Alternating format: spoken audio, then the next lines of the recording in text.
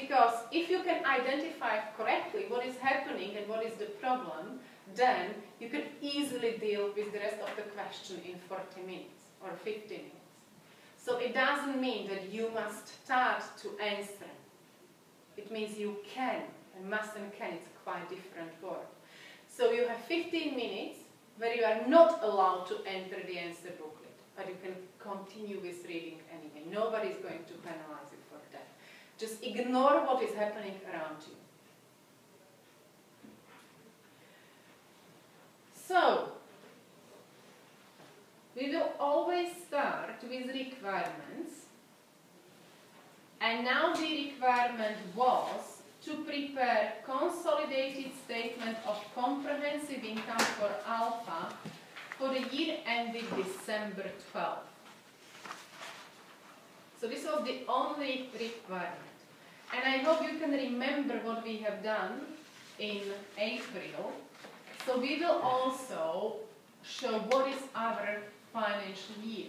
So it's 1st of October 2011 to 30 of September 2012.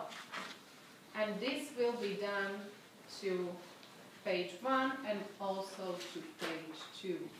So 2011, 30 of September 2012.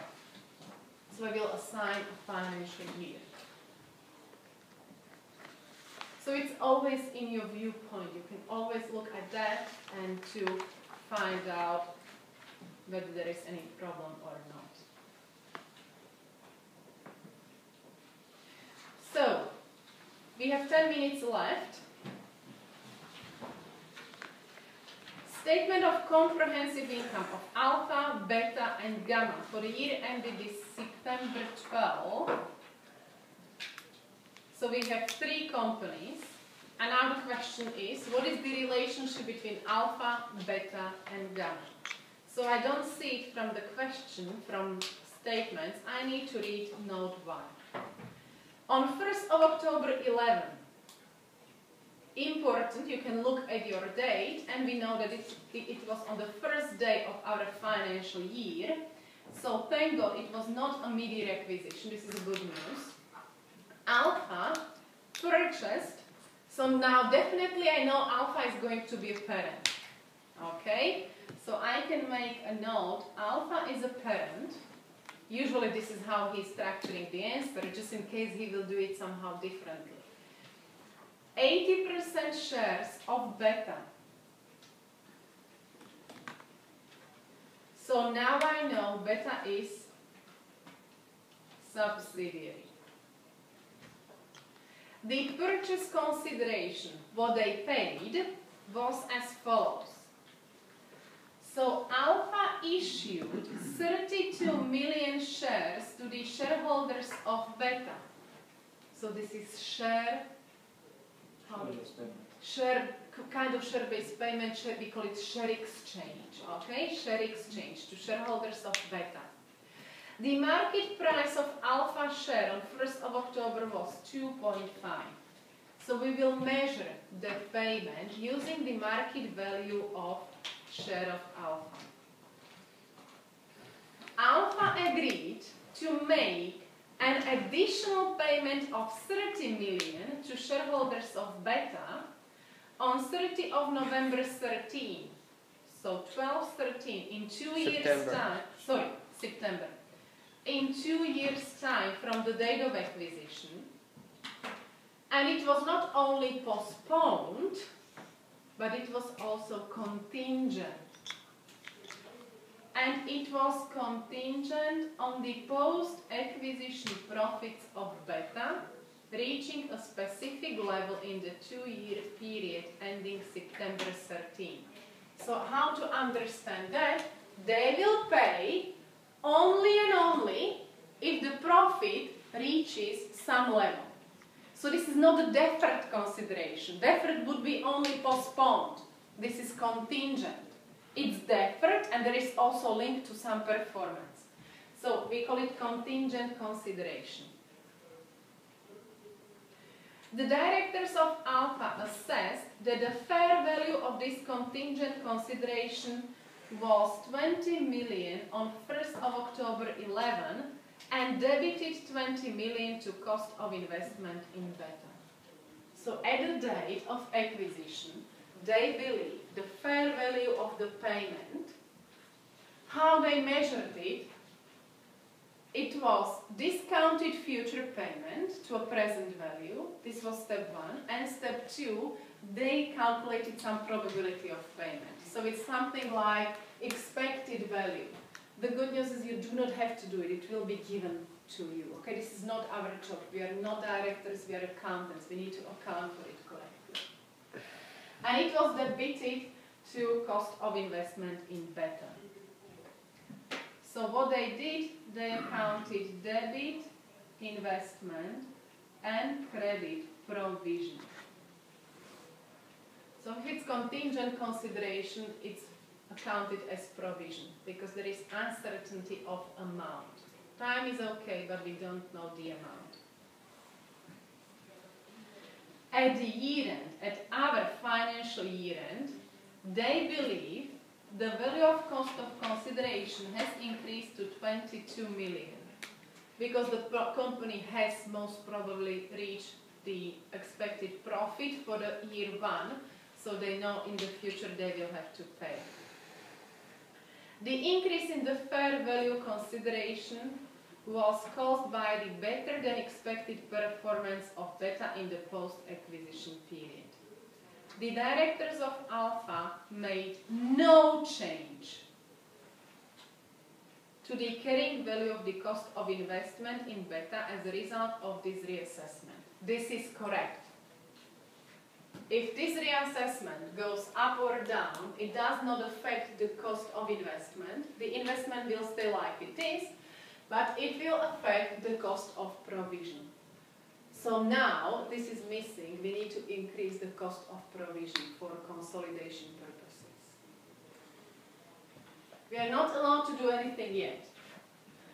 Alpha incurred incremental legal and professional fees of 1.5 million in connection with the acquisition of beta and debited these costs to the cost of investment in beta. So it cost them actually 1.5 million to buy beta because they need to pay all the lawyers, all the advisors, all Big 4 companies. And what they did, they accounted 1.5 million to the cost of beta. So they accounted debit, investment, credit, cash. 500,000 relates to issue of shares of Alpha. You know, there was a share exchange, they paid by shares of Alpha, and to issue new shares, this can be quite expensive, so it cost them 500,000. Unfortunately, this treatment is not correct, because what they did, they accounted debit, investment, credit, cash. They should have accounted debit, share, premium, credit, cash. So they didn't correctly account it for 500,000. So they should have accounted only 1 million to the cost of investment, not 500,000, because the correct double entry would be debit, share, premium, credit, investment.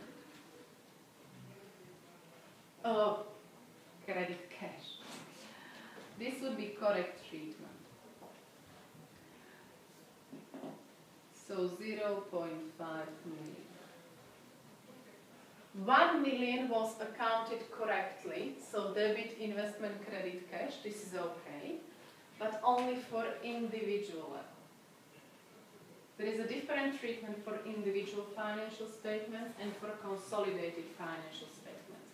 So for consolidated financial statements, we are not allowed to recognize any cost for investment acquisition. So it's okay in individual, debit, investment, credit, cash,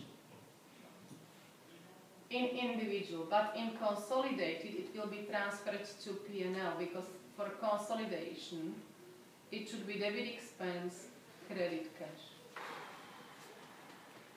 He's testing this issue in every sitting. We have it done in pilot paper, it was there exactly the same issue And you will see it today, tomorrow, and I think also in December. So this is something he's testing very, very, very often.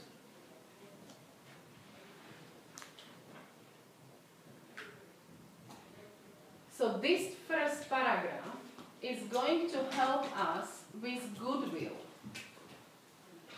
Cost of consideration. Cost of consideration. Now, most probably 10 minutes are over. We have only read note number 1. I would continue with reading the question because I would like to show you how to do it very effectively.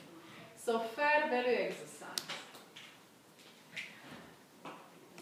For consolidation purposes, all assets, liabilities, income and expense must be consolidated at a fair value. This is the requirement of the standard. So that's why at the date of acquisition they must compare what is the book value, what is the fair value. Book value has been already consolidated, so we will need to account for the difference between book and fair value. So, the directors of Alpha carried out a fair value exercise on the net assets of Beta at the date of acquisition, and they have identified that the book value of assets was 88 million. So total assets less total liabilities at the date of acquisition.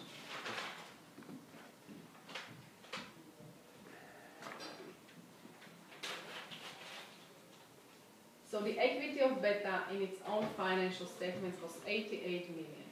The fair values of the net assets of Beta were the same as their book value with some exceptions.